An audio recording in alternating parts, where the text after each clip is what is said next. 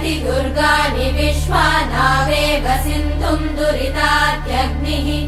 तामग्निवर्णाम् तपसा ज्वलन्तीम् भैरोचनीम् कर्मफलेषु जुष्टाम्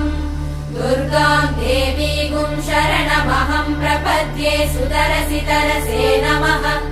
अग्ने त्वम् पारयानव्यो अस्मान् स्वस्तिभिरति दुर्गाणि विश्वा पूष्य पृथ्वी बहुला न उर्वी भवातोकायतनयाय शम्योः विश्वानि नो दुर्गः जातवेदः सिन्धुन्न नावादुरितातिवर्षि अग्ने अत्रिवन्मनसा गृणानोऽस्माकम् बोध्यपिता तनूना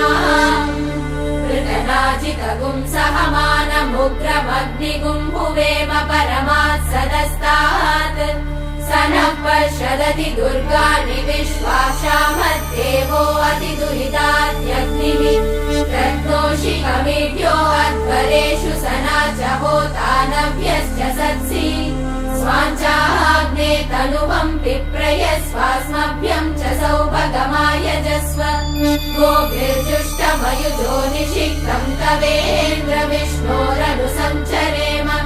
नाकस्य पृष्ठमभिसंवसानो वैष्णवीम् लोक इममानयन्ताम्।